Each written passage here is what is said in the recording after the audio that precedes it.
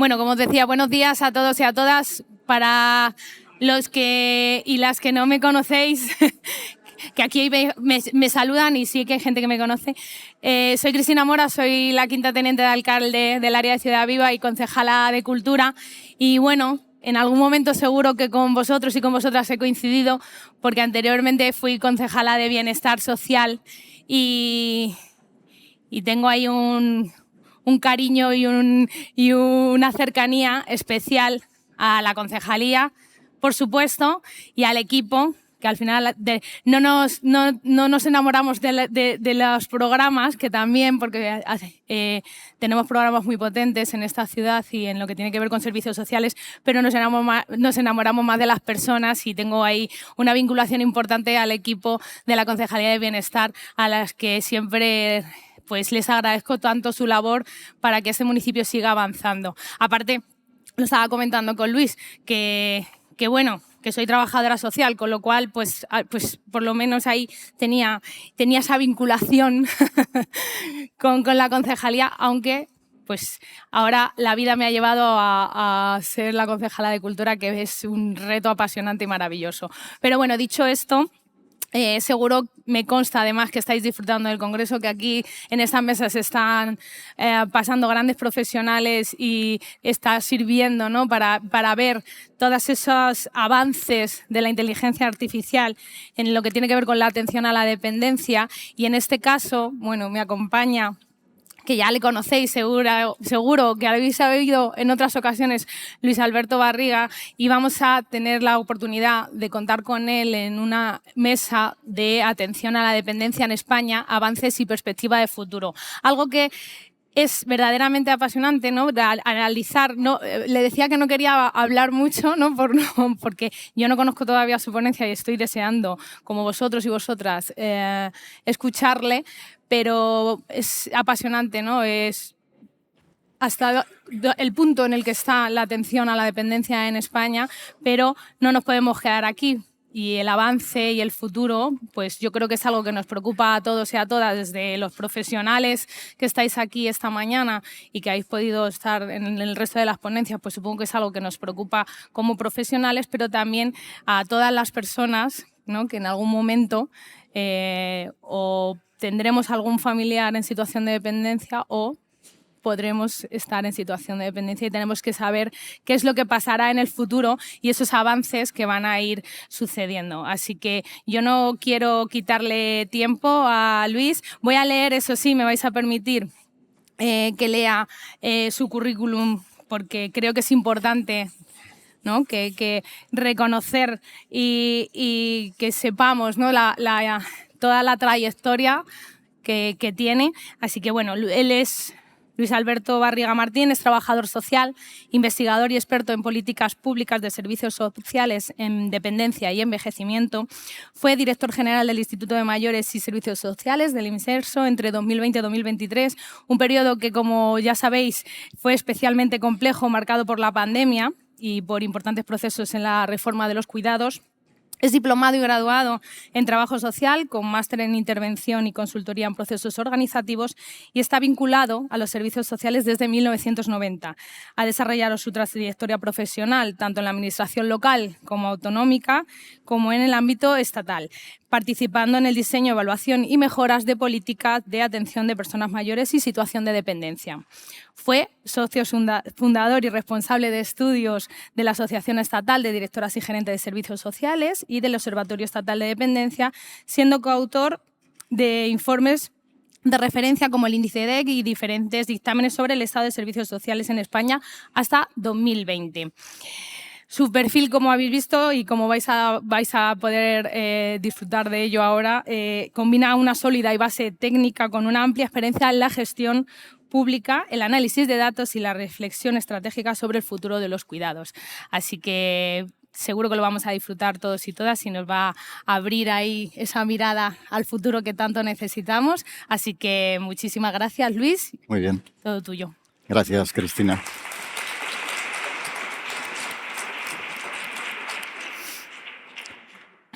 Bien, buenos días. Muchísimas gracias de verdad por la invitación. Para mí es un gusto. Comentaba ayer José Manuel Ramírez que es la primera vez que hablo desde que cesé como director general del Inserso, hace ya 2 años y medio, una cosa así, y desde entonces no he vuelto a hablar. No sé si será una cuestión del trauma que te deja ser director general del Inserso. Bueno, muchísimas gracias a la cátedra y por supuesto al Ayuntamiento de Fuenlabrada, a la Asociación de Directoras y Gerentes, por la invitación. La verdad es que estos 2 días que he podido estar y pasear y ver algunas cuestiones y escuchar algunas de las ponencias y de los debates que ha habido, es tremendamente gratificante oírlo, sobre todo cuando uno piensa en que hace montones de años, todavía no había ley de dependencia, ya estábamos sentados aquí en Fuenlabrada discutiendo para elaborar algunos de los planteamientos y algunas de las demandas que se podían hacer en relación a ese proyecto de ley que era todavía de la Ley de Atención a la Dependencia, desde entonces. Y siempre en Fuenlabrada, que es algo que hay que agradecer a este municipio, siempre en la vanguardia de las ideas y del pensamiento en los servicios sociales. No en vano la cátedra también está estrechamente vinculada a este municipio. Bien, voy al grano porque quiero no ser excesivamente largo en la medida de lo posible para que luego pueda haber un debate o cuestiones, preguntas o lo que sea. El planteamiento que voy a hacer se divide en 5 puntos muy claritos. Por un lado, sí creo que hay que hacer, o me toca hacer, un análisis mínimo de cuál ha sido la evolución del SAD, del Sistema de Autonomía Personal de Atención a la Dependencia, los avances especialmente en los últimos años, voy a decir desde el 2000 hasta este momento. Ayer ya desde el dictamen del observatorio que fue presentado también, pues ahí se ve ya un histórico de cuáles han sido las posibles etapas, con lo cual yo no me voy a entretener en eso porque ya ha sido planteado, pero sí creo que merece, o aunque solo sea por la cosa de que hemos estado en esa gestión, pues prestar una mirada sucinta a lo que han sido estos últimos años. El contexto general para los cuidados de larga duración que existe en el entorno europeo y lo abarcaría más porque creo que hay algún planteamiento en Naciones Unidas que nos puede interesar y que siempre van a ser elementos que impulsen los cambios e impulsen las modificaciones. Luego entraré ahí. Querría compartir con vosotras y con vosotros algunas cuestiones relacionadas con la gobernanza del sistema. Muchas veces hablamos del sistema de atención a la dependencia y no tenemos muy claro quizás lo que está pasando o cómo se toman las decisiones. Es una política pública en la que, cómo no, hay que tomar decisiones sobre la misma y en qué foros se toman esas decisiones y con qué marco se abordan las decisiones estratégicas sobre el sistema. Es un asunto tremendamente relevante al que no se le presta a veces suficiente atención o es desconocido. Ahí he escrito gobernanza por debajo del radar, es decir, dentro de la gobernanza del sistema de atención a la dependencia hay decisiones que se adoptan por debajo del radar. No se conoce que se están tomando y se están tomando. Como he estado allí y ya no estoy, os lo puedo contar.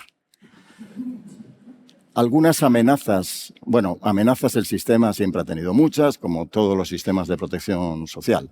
Algunas muy generales, otras, pero algunas amenazas concretas en las que me querría detener con respecto especialmente a los cuidados de larga duración, al sistema de autonomía personal en España. Y algunas perspectivas de futuro. Ahí quiero ser optimista, a pesar de la depresión que a veces nos parece que nos envuelve con respecto a los análisis de esta política pública y hacer un llamamiento al cariño que creo que debemos prestarle al propio sistema. Hay que cuidarlo, porque si no cuidamos el sistema, si constantemente hablamos mal del sistema, al final el sistema a la población le parecerá, que ya lo es a veces, poco útil, y si es poco útil, corre el riesgo de que sea perfectamente atacado por un montón de agentes que están dispuestos a hacerlo. Entonces, como nos ha pasado a veces con los ataques a sanidad o a educación, otros sistemas de protección social, pensiones, si sufren un ataque, la población, lógicamente, el pueblo soberano, se rebela contra esos recortes, contra esas políticas que fagocitan o que hacen más pequeñitos el ámbito de los derechos ejercidos. Y también este sistema, no el de la dependencia, que no es sistema en sí, sino el sistema de servicios sociales en su conjunto, hay que protegerlo y defenderlo frente a quienes lo atacan, también desde la valoración. Si no lo valoramos, si no le damos cariño, si no lo queremos, es fácil atacarlo. Bueno, vamos a ello. En cuanto a la evolución y los avances, hay una distinción en inglés que es curiosa. En castellano tenemos una palabra que es política, y con política abarcamos todo. En inglés es diferente policy que politics. Tienen esa diferenciación, incluso polity, no voy a entrar en más, pero se distingue, y lo explico muy sencillo. Por politics se entiende la dimensión del poder en la política y las confrontaciones de poder en la política. Tendría mucho que ver con los debates que hay en un parlamento o con que no se apruebe una ley de presupuestos generales del Estado o un decreto ley que favorece a la población por cuestiones de poder político lógico y que es de confrontación en una sede parlamentaria. Eso es politics. Y hay que diferenciarlo de policy, que policy tiene que ver con la política social, vamos, con las políticas públicas, en nuestro caso con la política social. Cómo se diseñan y se organizan las políticas públicas. Desde politics se reconocen derechos, se toman decisiones y consensos sociales sobre el reconocimiento de derechos. Pero con policy tenemos que hacer que los derechos sean efectivos desde la gestión, desde la puesta en marcha de políticas que abracen y que hagan que haya cumplimiento de ese marco de derechos que haya salido de las decisiones de poder, del poder político que soberanamente los ciudadanos hemos entregado a nuestros representantes. Esa distinción en inglés me parece muy interesante porque cuando hablemos de política pública en servicios sociales, pues estamos hablando ¿de qué? De las decisiones de política de poder o estamos hablando de cómo, lo vamos a ver en los próximos días, las distintas consejerías de servicios sociales en las que entran partidos como Vox, qué se va a hacer ahí, qué decisiones se toman en Madrid de cara a Aragón o en no sé dónde, no sé si me explico. Ese es un ámbito y nada tiene que ver con policy, que es en realidad la gestión luego de la política pública y hacia dónde van los avances. Bien. Un avance que yo creo que ha habido en materia de dependencia, si me sitúo ahora en 2006 o en 2004, y pienso cómo estábamos entonces y cómo estamos ahora, es la conciencia de desafío. Esto no es ninguna tontería. La población en general tenemos conciencia de que sobre el asunto de los cuidados tenemos un problema Houston. Es decir, que es algo que hay que considerar. ¿Por qué? Pues porque la población, todos estamos envueltos o rodeados de situaciones en las cuales hay personas en situación de dependencia o personas con discapacidad o personas que necesitan apoyos para vivir dignamente la vida diaria. Y además, determinados apoyos que, pues como nos comentaba Gemma hace un rato, apoyos que permitan vidas queridas, vidas dignas, vidas decididas por las propias personas y no impuestas por sistemas organizativos. Hay conciencia de desafío y eso es importante. Ya hemos ganado algo. Quizás en 2006 no teníamos tanta conciencia de desafío como la que tenemos ahora. Tenemos más conocimiento que en 2006 y bastantes más datos. Ya sé que los datos siempre tal y no están todos, la transparencia, etcétera, pero hay infinitamente más datos de los que teníamos en 2006. Yo participé en la redacción del primer dictamen de la dependencia de la asociación, que fue idea de Patro que hubiera un dictamen de dependencia, por cierto, en una reunión. Y en ese primer dictamen es todo texto, no hay ni un gráfico, porque no teníamos ni un solo dato, ni uno solo. Y ahora, bueno, llenamos muchas páginas con información y con datos.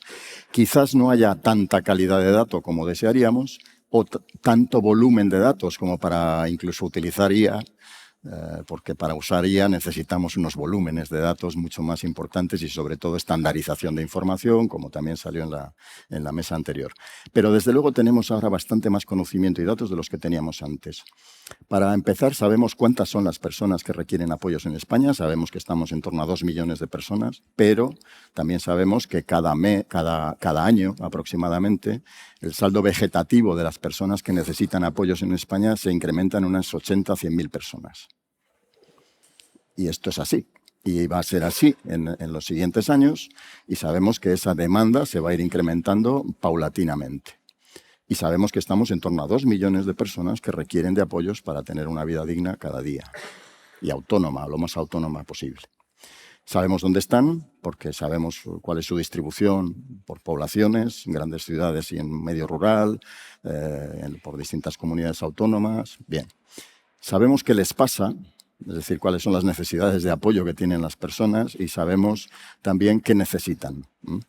Otra cosa es que seamos capaces de dar respuesta, pero ya tenemos algo, insisto, algo que en 2006 contábamos con un libro blanco, que estaba muy bien hecho, de un análisis de más o menos por aquí van a andar las cosas, pero no existía la realidad. Ahora se han hecho millones de valoraciones de situaciones de dependencia, hogar a hogar. Y eso ha sido también gracias a un esfuerzo importantísimo de todo el sistema de servicios sociales en su conjunto y de millones de horas de trabajo, muchos millones de horas de trabajo.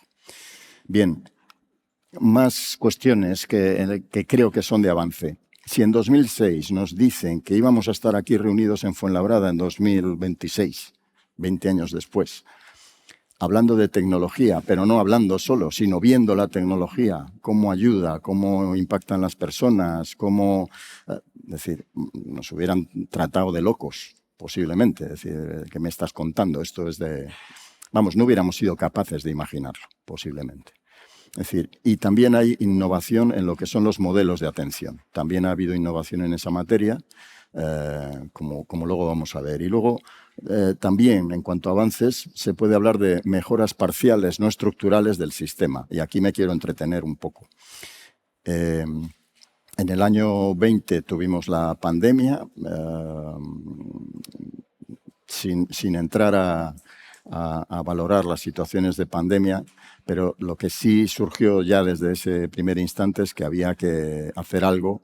El nuevo gobierno tenía que hacer algo con el sistema de atención a la dependencia que venía arrastrando un montón de años de inanición y de alguna manera abandono, desde luego desde el punto de vista financiero y no solo.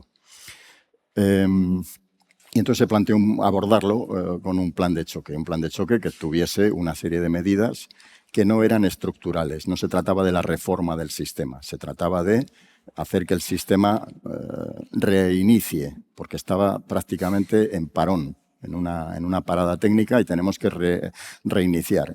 Y el sistema es un gran transatlántico. Digo un gran transatlántico en el sentido de que una vez que lo paras, tarda muchísimo en pararse, pero una vez que lo paras, para volver a reiniciarlo, cuesta mucho tiempo. Incluso para variar de dirección sería tremendo. Un barco no vira como una lancha fuera borda. Es decir, bueno, tú mueves que se lo digan al Titanic, mueves el timón y no gira inmediatamente. Tiene mucho tiempo de decalaje, y muchas de las reformas, no de las reformas, de los cambios o de los planteamientos que se hicieron en aquel entonces empiezan a tener ahora su resultado. Esto es así. Siempre hay que tener esa paciencia en la política social. Bien. Esa agenda de plan de choque, que no voy a ir punto por punto, pero contenía cosas tan interesantes como había que evaluar cuál era el estado de la cuestión. Ahí se encargó un estudio, un informe que mucha gente no ha leído, por cierto. Bueno, pues por distintos investigadores, que está colgado. Fue compromiso también con Europa del PRTR el hacer esa evaluación del sistema de atención a la dependencia, y contiene capítulos muy interesantes en los que no me voy a entretener. Pero bueno, se hizo una revisión del sistema de arriba abajo con los datos de los que se disponían. Se incrementó la financiación, ayer ya fue comentado, no voy a entrar ahí, a pesar de que sería para ponernos muchas medallas, pero no voy a entrar. Desde luego se ha más que duplicado la financiación de la Administración General del Estado, y se ha incrementado, se recuperó e incrementó el nivel acordado, de manera que se ha pasado prácticamente de 1.400 millones de euros de inversión del Estado, cuando digo el Estado me refiero a la Administración General del Estado, a casi 4.000 millones de euros en el año 26, podríamos estimar. O sea, el incremento ha sido importante. Y por parte de las comunidades autónomas también ha habido unos incrementos presupuestarios importantes. Con todo, estamos en el 0,85 del PIB, una cosa así aproximadamente, la inversión en esta política pública.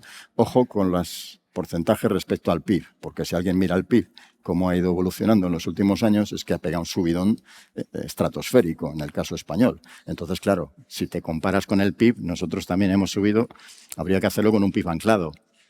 en el pasado, ¿no? Para ser un poco más conscientes de lo que ha significado el esfuerzo inversor. Lo digo porque la crítica luego es muy fácil. No, es que han pasado del 0,7 al 0,85, vaya mierda. No, mire, es que es mucho el 0,85 del PIB actual que va subiendo paulatinamente. Bien. Se planteó un nuevo marco de cooperación interadministrativa. Ahora no voy a hablar de ello porque voy a hablar después, pero es ese acuerdo marco para cómo se reparten los dineros del nivel acordado y es un sistema de reparto en base a unos indicadores que creo que son interesantes o como forma de negociación entre Administración General del Estado y comunidades autónomas. Se aprobó un plan específico para reducción de lista de espera. Aquí no voy a estar de acuerdo con la Asociación de Directoras y Gerentes. Esto, quiero decir, el invento de lo de que todo es lista de espera desde que una persona presenta una solicitud, bueno, pues es una manera de verlo. Queramos o no queramos, el marco legal lo que dice es que para poder, las personas tienen que recibir algún tipo de resolución sobre el grado y prestación y servicio en un plazo determinado, que es 6 meses, y lo que podríamos considerar incumplimiento por parte de la Administración es de 6 meses en adelante, es decir, los incumplimientos de plazo. Es verdad que hay un carajal administrativo de encadenamiento de procedimientos administrativos, valoraciones, complejísimo, que, bueno, habría que simplificar, nadie dice que no, y es verdad que muchas personas no tienen tiempo, es cierto. Pero conociendo eso, creemos que lo que hay que atacar es el incumplimiento legal, o sea, todo aquel caso que vaya más allá de los 6 meses, que son muchos hoy por hoy. Pero claro, contabilizar como lista de espera desde que una solicitud entra, pues, bueno, esto fue idea mía. Fue idea mía en el sentido de que nos pusimos a analizar de qué se componía la lista de espera. Y entonces hay personas cuya solicitud no ha sido grabada, con lo cual no existen, y eso es lista de espera, podría serlo. Pero también hay personas cuya solicitud ha sido grabada y están en tiempo de resolución de grado o en tiempo de dictamen, luego los que están en tiempo de resolución, los que están fuera de tiempo, etcétera, etcétera, etcétera. Y luego hay errores estadísticos o información mal metida o información no metida. Aquí podríamos hablar de comunidades autónomas en las cuales la persona que recibe un servicio de ayuda a domicilio que es municipal, resulta que la comunidad autónoma no tiene la información de que ya está recibiendo el servicio por parte del ayuntamiento que está. ¿Me explico? O sea, la complejidad de nuestro sistema a niveles territoriales, dependiendo del territorio, es enorme. Y entonces hay mucho dato que no encaja y a lo mejor hay gente atendida que figura como desatendida. Bueno, no entraré en más cuestiones sobre eso. Bien, el acuerdo de acreditación y calidad de centros y servicios del SAD, este fue un acuerdo que se llegó al mismo con las comunidades autónomas. Luego explicaré cuál es la virtualidad de los acuerdos. Era importante el acuerdo de acreditación y calidad porque el que se tenía, que era de 2000, ya no recuerdo si el 8 o el 9 o de qué año era, en realidad es el acuerdo que identifica cuáles son las características de los servicios que tienen que recibir los ciudadanos. Las características mínimas comunes. Luego, a partir de ahí, el entramado que tenemos en materia de servicios sociales y competencias es diferente, pero al menos marcar unos mínimos comunes acordados con el resto de comunidades autónomas en cuanto a acreditación de centros y servicios y calidad de los mismos. Bueno, eso fue una semillita de acuerdo que luego veré hasta dónde puede llegar o es exigible jurídicamente lo que ahí está escrito y lo que ahí fue acordado. Porque si no, ¿de qué sirve un acuerdo? Bien. El funcionamiento de las conferencias sectoriales es un asunto muy, muy interesante. Se habló también de considerar la teleasistencia como derecho subjetivo sí o sí, o sea, una vez que una persona es dependiente y está en su domicilio, tiene derecho a la teleasistencia, si la desea, siempre, y de manera gratuita y a universalizarlo. ¿Por qué se planteó esto?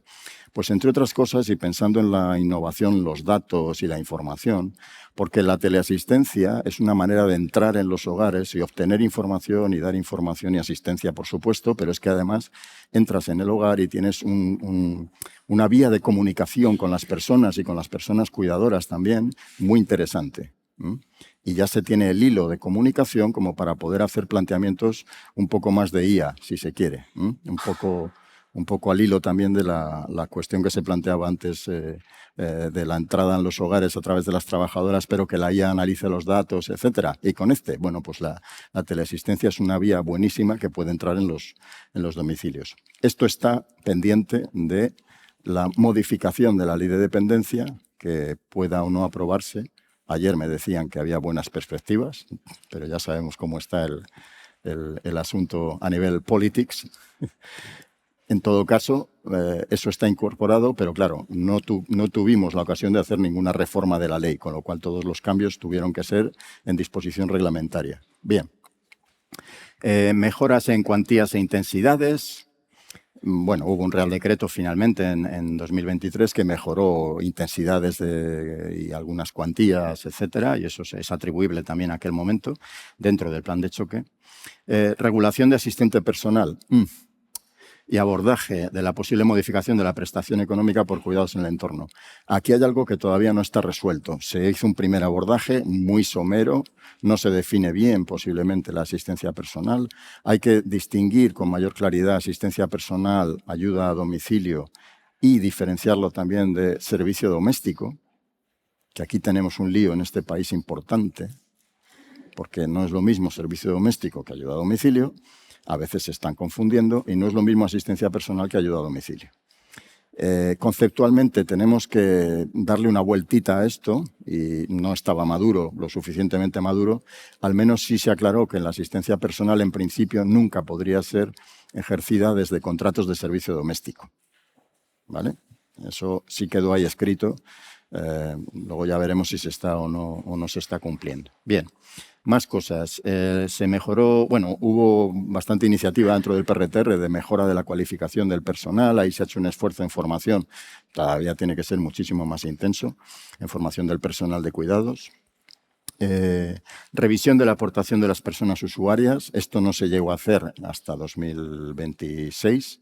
Se acaba de emitir ahora un informe, un análisis, más de uno, sobre el copago. El copago es el gran arcano, el gran misterio de la atención a la dependencia. Hay dos financiadores públicos, Administración General del Estado, comunidades autónomas, y un pagano que no figura, que son las administraciones locales, pero su aportación no aparece reflejada en muchos sitios.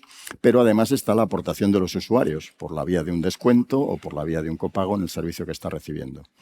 Y ya insisto, esto ya se ha podido hacer un primer análisis estimativo, pero que va a tener una importancia enorme de cara a pensar en la sostenibilidad del sistema y en el peligro que tenemos de ir hacia un sistema dual en el que personas con mayor poder adquisitivo puedan costearse servicios, bueno, pues de mayor intensidad y mejor calidad, y los pobres, por decirlo de alguna manera, vayan al servicio público. Esto es uno de los riesgos que tenemos y no deberíamos entrar en caer en el sistema dual que podría acabarse planteando. Bien, decía que otro de los asuntos que se abordaron fue la valoración de las posibilidades para valorar mejor la participación de las entidades locales en el sistema, ayuntamientos, diputaciones donde tienen competencias, etcétera. Y esto es algo que todavía no se ha abordado del todo. Es cierto que es muy complejo, dada la diversidad y la riqueza también territorial de nuestro Estado, pero hay que abordarlo en algún momento porque es verdad que las corporaciones locales, los ayuntamientos, las diputaciones, los cabildos, etcétera, los consells están haciendo inversión y gasto público, bienvenido sea, en el sistema de atención a la dependencia que no viene contemplado muchas veces o suficientemente en su conjunto desde la financiación autonómica que llega a estos territorios. Vale.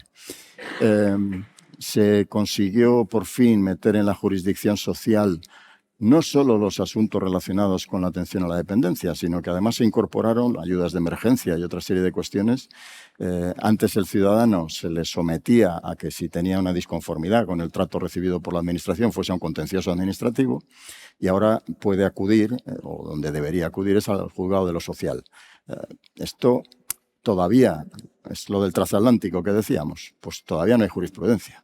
Hay muy pocos casos. Posiblemente algunos jueces de lo social ni lo saben, que les puede llegar un caso de estos. Pero quietos hasta ver, como dirían en mi pueblo. Quietos hasta ver porque empezarán a surgir casos. Es verdad que se quedó corto en una cuestión y es que había que haberle dado a los casos judicializados en la vía social relacionados con dependencia, había que haberles dado carácter de preferente. Digo carácter de preferente para que, como pasa en algunas otras cuestiones de lo social, para que sean atendidos de manera más inmediata. Pero esto ha cambiado de jurisdicción. Entonces, tarde o temprano acabará habiendo casos y acabará habiendo una jurisprudencia en una justicia que es algo más garantista posiblemente para el ciudadano y que no requiere de abogado, procurador, etcétera. No sé si me explico. Más sencilla para el ciudadano, pues como lo es un juzgado de lo laboral que conocíamos de toda la vida. Bien, y termino con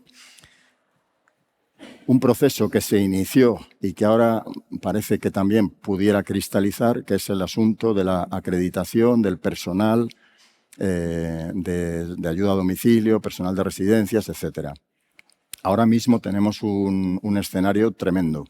En ayuda a domicilio, yo no sé si esto es igual en todos los territorios del que yo vengo, tenemos un porcentaje altísimo de personal no cualificado que está prestando el trabajo, el servicio de ayuda a domicilio. Y tenemos además como dos perfiles, las auxiliares de ayuda a domicilio, que llevan más años, más experimentadas, que sí tienen la formación, etcétera, y que cada vez son menos. Es un trabajo de altísimo desgaste y que hay que conseguir además que puedan jubilarse antes, etcétera, etcétera, todas estas cuestiones, pero estas son el tesoro, son las experimentadas. Me contaban el otro día que claro, que como son las experimentadas, a ellas les cae todo lo complicado, los casos complicados para estas. Y luego tenemos otro contingente de personas no formadas suficientemente, muy jóvenes, y que lógicamente a lo mejor no tienen desde luego la vocación como para decir, oye, mira, gano más poniendo copas en el bar de al lado que metiéndome en este tinglao que es un trabajo muy duro y muy complicado. Con lo cual la rotación de personal, las bajas de personal, no sé qué tal, son inmensas. Y ahí tenemos un problema muy serio que va a empezar a romperse. Las propias empresas que están prestando ayuda a domicilio en este momento, en muchas ocasiones no pueden prestar el servicio porque no tienen el personal adecuado. Claro, tiene que ver con la precarización de este personal y tiene que ver con lo que decía el otro presidente que hubo de los Estados Unidos, lo de pay them more, o sea, págalas más, paga mejor y entonces pues tendremos otra fidelidad del personal. Bien. Pero, decía, este asunto es muy interesante porque ahora sí se está retomando una modificación de todo el sistema de formación. Sabéis que el certificado de profesionalidad, para poder acceder a él, hay que hacer un curso de no sé cuantísimas horas, pero a partir de la ESO. Esto posiblemente se acabe modificando y se vaya a una única formación, tanto para cuidado en atención residencial, ayuda a domicilio, lo que se quiera. Una formación en cuidados, pero con 5 escalas distintas, de mayor a menor categoría, que permitan también plan de carrera de ese personal dentro de tal. Bueno, esta es una idea que se está trabajando entre Ministerio de Educación, Ministerio de Trabajo y Ministerio de Derechos Sociales, porque aquí INCUAL, el Instituto Nacional de Cualificaciones, etcétera, tienen que entrar en todo este debate, pero parece ser que están cerrando bastante bien el acuerdo. Sería un modelo como el japonés. En Japón hay 5 categorías del personal de atención en cuidados, desde la primera categoría, que es no tiene nada de formación, a la siguiente categoría, que recibe un cursito y no sé qué y tal, y entonces ya tiene un tal. En la siguiente, la experiencia acreditada más formación, no sé qué, hasta que llegan a ser las coordinadoras del equipo de no sé cuál, que son las que tienen el máximo de formación. Bueno, pues tener algo de plan de carrera que es claramente necesario. Bien, Dios mío. Bueno, todas estas fueron cosas que eran pinceladas que se podían dar sin hacer modificaciones estructurales, ¿vale? Unas pinceladas, siguiente cuestión. Bueno, se hizo lo que se pudo, como aparecerá en mi epitafio, ¿no? Pues hicimos lo que pudimos. Tampoco era un contexto sencillo, etcétera, pero bueno, algo se hizo y creo que se pusieron algunas bases que tienen que ver con lo siguiente, el contexto de los cuidados de larga duración.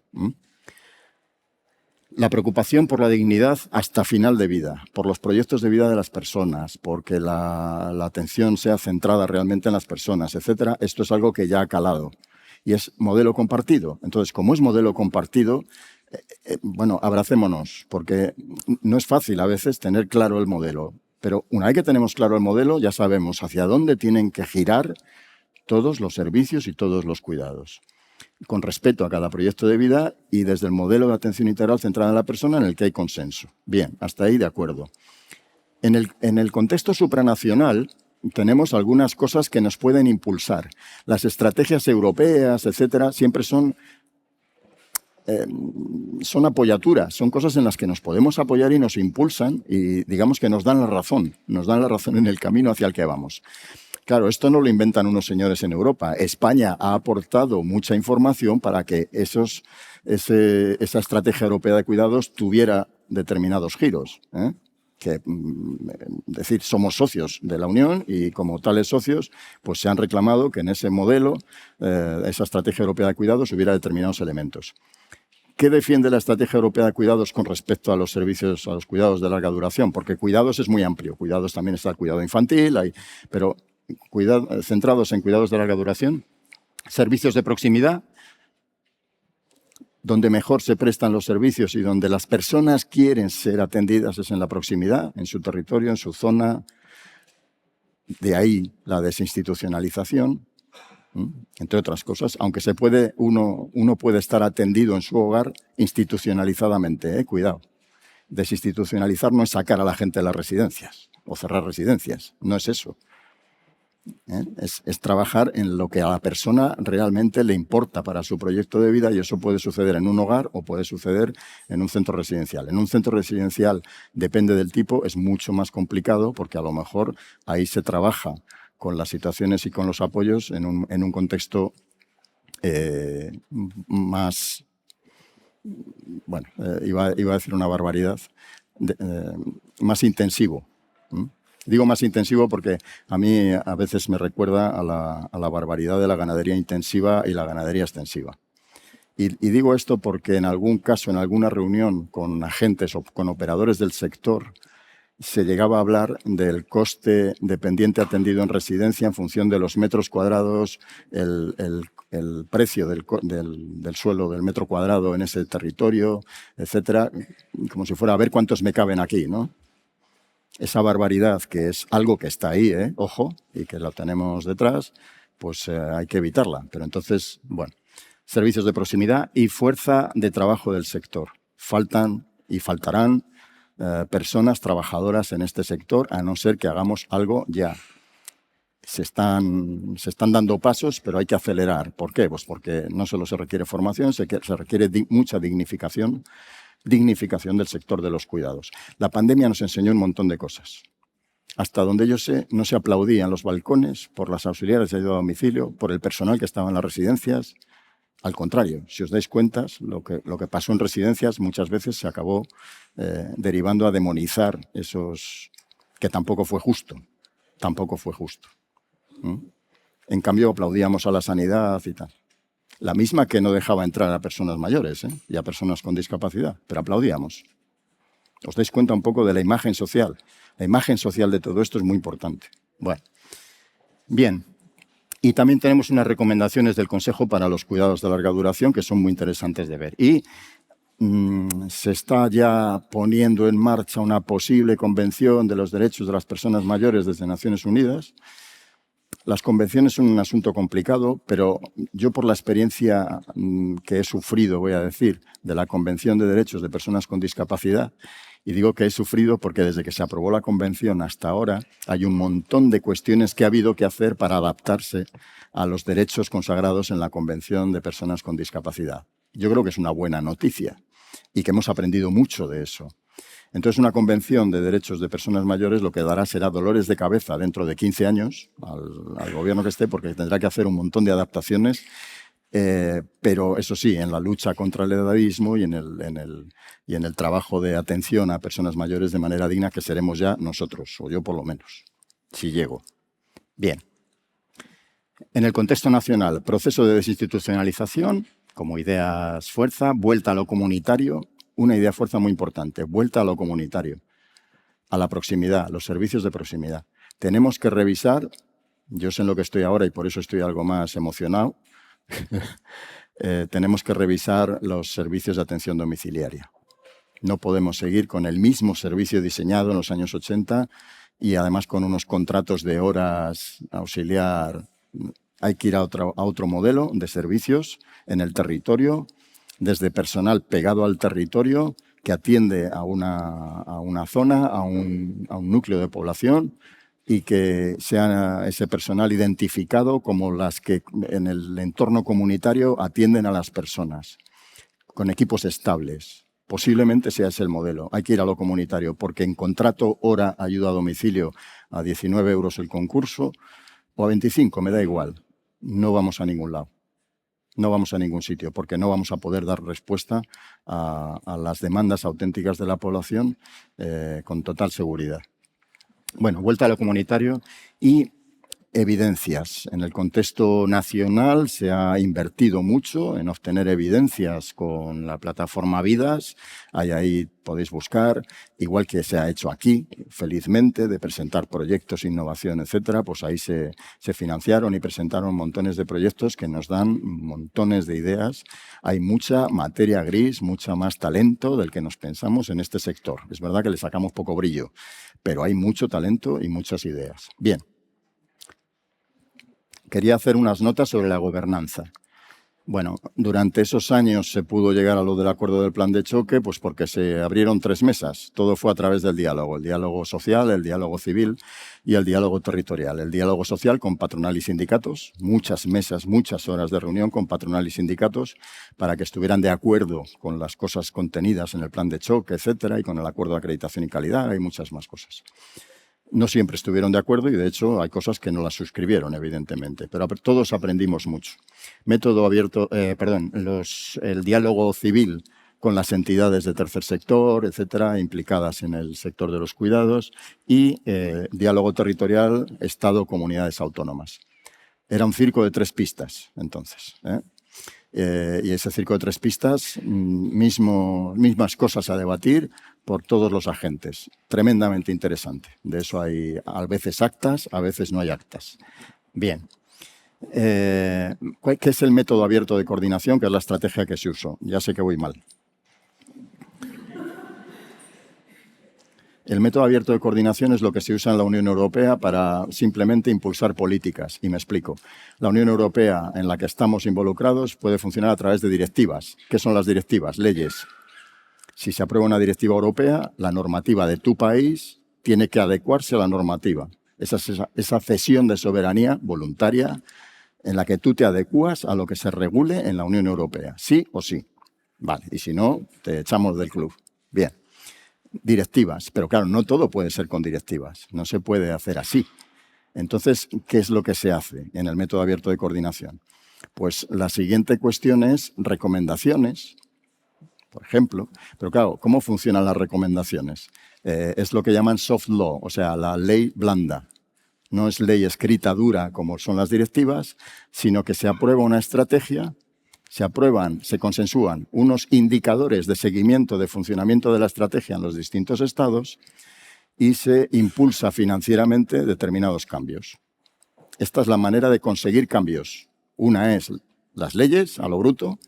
No en todas las materias es posible porque los estados dejarían de ser soberanos, y la otra es esta otra fórmula. Bueno, pues en la dependencia, que es gobernada por el Consejo Territorial de Servicios Sociales, donde se sientan las comunidades autónomas y la Administración General del Estado, en lo que se trabaja es en método abierto de coordinación, porque esa conferencia sectorial puede llegar a 3 tipos de acuerdo. Uno, el acuerdo de esto es ley, que es solamente en aquellas cosas que se aprueben por Real Decreto, es decir, donde el Estado es competente, la Administración del Estado, para hacer algo, y son muy poquitas cosas. El baremo, algo de las intensidades, las cuantías, etcétera, y poco más allá, por Real Decreto. No se puede hacer más allá. ¿Qué es lo siguiente? Pues consensuemos estrategia, indicadores comunes para medirnos y financiación. Y esta es la jugada, y no hay otra. Tan es así que el acuerdo de acreditación y calidad, que es de estos últimos, de ley blanda, si una comunidad autónoma vota en contra o no se adhiere al acuerdo, no le es de aplicación en su territorio. Dices, ¿cómo es posible? Dices, ¿no es por mayorías? No, no es por mayorías. Si 3 comunidades autónomas no quieren aprobar ese acuerdo, no se les aplica. Así funciona. Claro, el día que lo lees dices, ¿cómo lo hacemos? Pues la manera de hacerlo es así. consensuando y consensuando. Y fue posible. Tan es así. Ahí tenéis los acuerdos del Consejo Territorial en número de acuerdos entre el año 2012 y el año 2025. Los colorines son relacionados con quién ostentaba el ministerio en aquel momento, ¿de acuerdo? Tenéis recortes del año 12, algunos acuerdos de reajuste año 13 y el desierto. En los 4 años en los que yo pude estar en la Dirección General del Inserso, 51 acuerdos en Consejo Territorial. La inmensa mayoría por unanimidad, con todas las comunidades dentro. En un contexto político que es el que tenemos. Si os dais cuenta. Sí que es verdad que hubo alguna vez que alguien se salió del carril, pero fueron contadas ocasiones. Y en los últimos 2 años, 18 acuerdos, que no está mal. Acuerdo, consenso, es la manera de trabajar. Si no, la policy, lo que es hacer evolucionar la política pública, es imposible. Con nuestro contexto, la Administración General del Estado no es competente en muchas materias. O tiene la competencia la comunidad autónoma. O lo hacemos dialogando o no lo haremos.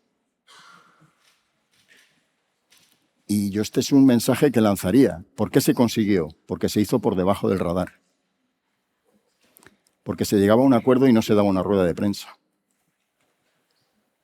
Es triste esto que estoy diciendo, ¿eh? No se podía dar una rueda de prensa de que se había llegado a un acuerdo. Porque se enteraban los politics. Y podían poner palos en las ruedas. Y esto la población tiene que saberlo. La gente tiene que saber que a veces sí se está llegando a consensos por debajo y por arriba lo que vemos en prensa y tal es una bronca monumental. Pues no siempre, no siempre. Volvemos a tiempos de bronca monumental, me temo. Estamos en un contexto cada vez más o peor en ese sentido, pero se puede incluso en contextos así hacer política social y hacer avanzar las políticas sociales desde el consenso de contrarios. No hay por qué no, porque estamos de acuerdo en lo fundamental y porque, decía mi secretario de Estado en aquellos años que el mejor de los acuerdos siempre es el que deja razonablemente insatisfechas a todas las partes. Y eran acuerdos que nos dejaban a todos razonablemente insatisfechos, pero se podía llegar. Bien, termino. Amenazas y algún reto. Amenazas. La mercantilización de los cuidados. Como nos ha pasado con la vivienda y con algunas otras cosas en este país. Los cuidados de larga duración, por una parte, hay algunos agentes que lo ven como el negocio. Business. Y cuando lo ven como business, entonces lo tratan como ganadería intensiva. Yo he oído cosas que no creeríais, como dice el de la película. Es decir, en algunas reuniones entre patronales, sindicatos, etcétera, de lo que es la consideración de las personas y de los cuidados, puramente mercantilizadas, a tanto el dependiente, a tanto el metro cuadrado, a tanto el no sé qué. Es decir, por Dios, así no vamos a ningún lado. Y ojo, tenemos ahora alguna amenaza en este sentido.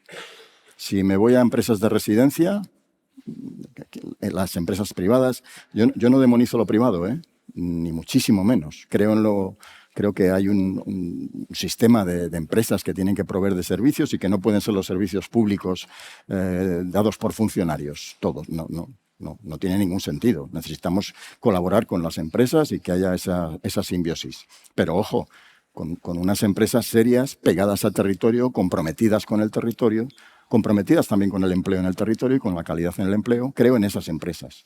En lo que no creo es en la multinacional que llega, se implanta, fagocita como si fuera la plaga de langostas, se lo chupa todo y se marcha. Y te deja empantanado. Esto puede pasar en el ámbito de la atención residencial, en el ámbito de la ayuda a domicilio. 4 o 5 grandes empresas en ayuda a domicilio dominan el 80% del mercado español en este momento, en la ayuda a domicilio. Mandan ellas en los concursos. Vas a prorrogar un contrato y te dicen, no lo quiero prorrogar. Es prerrogativa de la administración prorrogarlo, pero la amenaza es, me marcho. Es decir, el poder que han adquirido, que se les ha permitido por inanición, por baja de precios, por un montón de cosas, hay que hacérselo mirar. Y hay que favorecer en lo posible el tejido empresarial pequeño, pegado al territorio, que sea capaz de dar respuesta.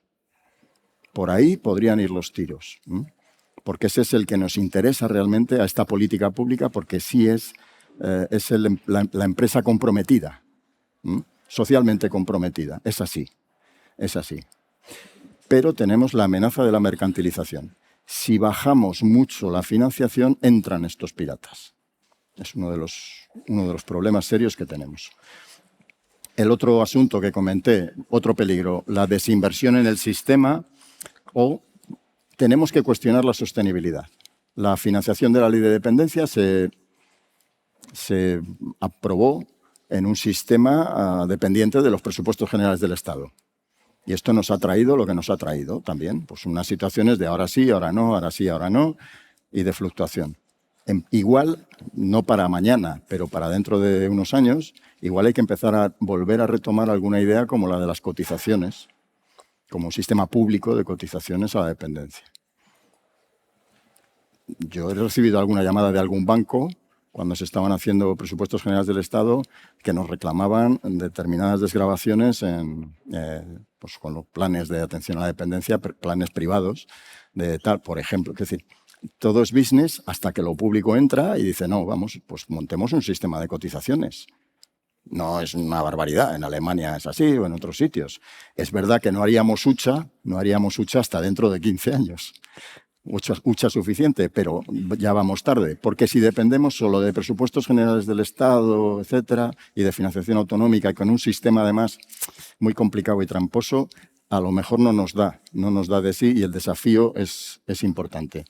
Y la ruptura de consenso es el otro gran peligro. Este consenso del que os hablaba, para llegar a acuerdos, la politics mala, que la hay mala, esa es muy dañina. Y si todo se empieza a romper en el sentido del consenso político, tendríamos riesgo de retroceso. Tendríamos riesgo de retroceso en el sistema, que ya ha tenido sus retrocesos, tiene sus crisis y sus problemas, pero bien. Perspectivas. El cambio cultural es imparable. Yo no voy a querer determinados cuidados ante estilo de ley de muerte digna, lo tengo claro. Es decir, determinados cuidados de baja calidad o de ganadería intensiva en una residencia, no. Conmigo no. Y eso que yo pienso, lo piensa ya mucha parte de la población, y esa demanda va a romper, digamos, o va a exigir que los cuidados sean dignos y que permitan proyectos de vida, hasta final de vida. El desafío de la calidad del empleo, la precarización, etcétera, gran desafío de futuro. Como perspectiva tenemos que abordarlo. Las innovaciones y el coste de oportunidad. Las innovaciones, de eso ha ido estas jornadas aquí. Insisto, el corolario ya, que empieza a ser muy importante de innovación, es importante. Ahora también tenemos que considerar el coste de oportunidad, el no poner las innovaciones en funcionamiento como práctica habitual. Como no lo hagamos, nos quedamos en dar el siguiente salto es muy difícil, el siguiente paso, pero es algo que hay que hacer, y hay suficiente materia gris ya como para empezar a ensayar cosas diferentes, más allá del ensayo. La atención a la dependencia no se puede hacer cuando ya todos los problemas están ahí. No hemos abordado el asunto de la prevención. La prevención de las situaciones de dependencia. Deberíamos trabajar más para los grado cero. Las personas que están con grado cero de dependencia deberían ser el target, o uno de los targets fundamentales. Y está abandonado, de manera que si no hay determinados estilos de vida, etcétera, etcétera, cuidados, y aquí también sanidad tendría mucho que aportar y que decir. Bien, sistema sostenible, revisar el modelo de financiación como perspectiva y revisar el pacto con la ciudadanía constantemente, porque la ciudadanía, menos mal, hace algo de exigencia con respecto a este sistema. Llamamiento, y termino. Si todo el foco lo ponemos en lo que no funciona bien, pues por mucho que sea lo que no funcione bien, sin ponderar ningún avance, sin hablar bien del sistema, nunca dejamos de valorar el sistema, nosotros mismos que estamos dentro de él. No te digo ya la población. Y si el sistema no se valora, lo hacemos vulnerable. Le podemos dar certificado de vulnerabilidad estos días al sistema de atención a la dependencia. Lo colocamos nosotros mismos en vulnerabilidad.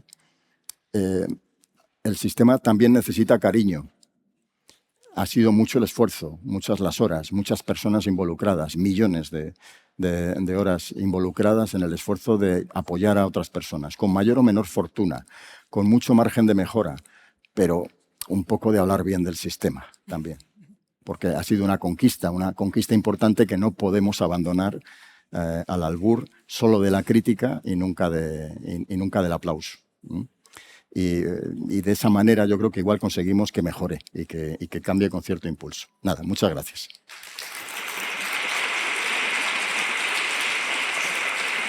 Muchas gracias Luis. Bueno, como ya vamos con un poquito de retraso y no podemos quitarle más tiempo a la siguiente mesa, que ya están aquí también preparadas, así que bueno, yo... Vamos a no tener espacio para preguntas porque vamos con un poquito de retraso y la verdad es que lo interesante era seguir escuchando a Luis, que se quedará por aquí, así que yo creo que luego le podéis coger de manera individual y seguro que es un lujo que os conteste también de manera individualizada. Y un poco por cerrar, ¿no? Que yo he ido cogiendo algunas notas en la intervención de Luis y hacer un poco ya el balance y el cierre de la mesa, ¿no?